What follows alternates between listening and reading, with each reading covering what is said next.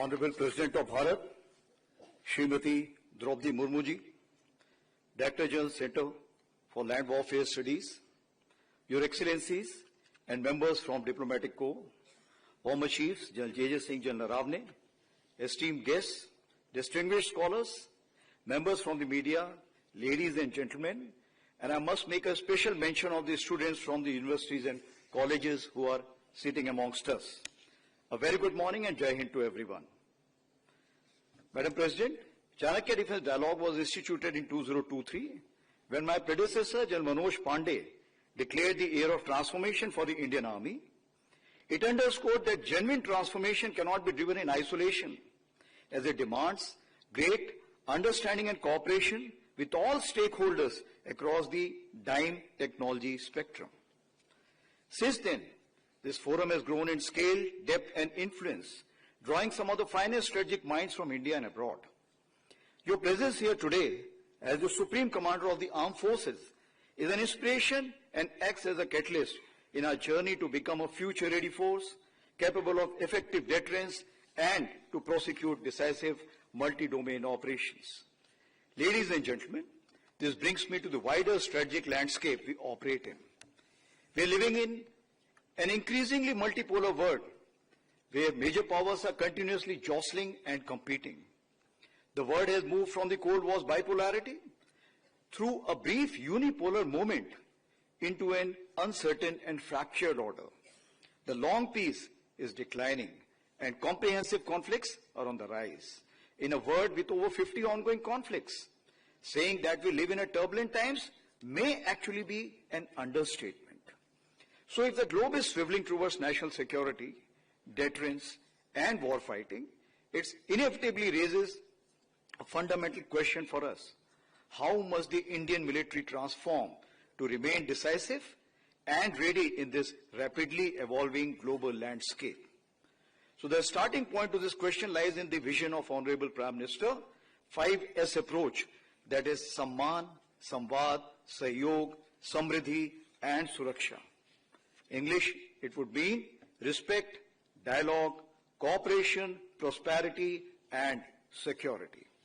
It guides how the whole of nation ecosystem must deliberate, coordinate and act through the Amrit Kal towards a Viksit Bharat. It is from this vision that this year's dialogue draws its theme, Reform to Transform, Sashakt, Surakshit and Viksit Bharat, that is strong, secure and developed Bharat. Aligned with the national vision of Viksit Bharat, the Indian Army has envisioned a three-phase schema. Phase 1, that is HOP 2032, a comprehensive framework under the decade of transformation or accelerated transition. Phase 2, that is STEP till 2037, a 5-year period of consolidated gains from Phase 1. And of course the Phase 3, that is a jump, 2047, when we graduate to the next level of integrated future-ready force design. Now this trajectory has further been strengthened when Honorable Raksha Mantri designated year 2025 as the year of reforms and proved its merit in Op Sindoor, where years of reform and readiness translated into decisive outcomes. So, as we carry this sovereign strategic success forward for future operations and the larger aspirations of Sashakt, Surakshit and Viksit Bharat, the real question before us is, what must propel our next leap? It is in that spirit that I will outline a set of springboards that will drive the Indian Army's transformation in the years ahead. The first springboard is Atmanirbharta Swadeshikaran se Sashaktikaran, that is self-reliance, empowerment through indigenization. It remains our first springboard. Its results are visible in defense manufacturing, space achievements and rapid military technology absorption. Yet, much more remains to be done as we deepen our self-reliant capability base. Second is Anusandhan or Twarit Anusandhan, that is accelerated innovations. While initiatives like IDEX and Aditi are accelerating the idea to prototype pipeline, we must now move on from experimentation to enterprise scale impact at a much faster pace in AI, cyber, quantum, autonomous systems, space and advanced materials. Third is Anukulan, that is adaptation, reforming the ecosystem.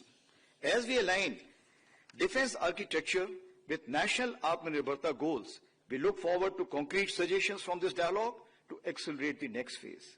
And the fourth, or the last one, is Ekikaran, that is military-civil fusion.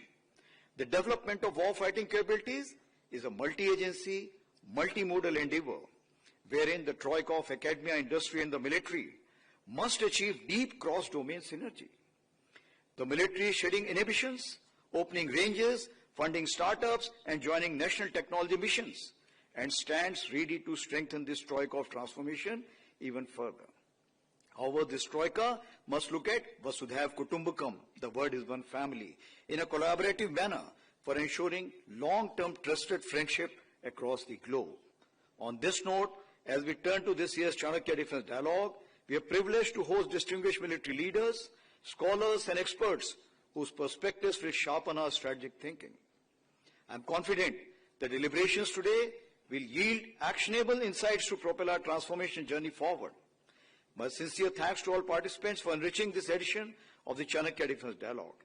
Madam President, may I request you please share your vision and valuable guidance to steer us forward in this vital journey of transformation.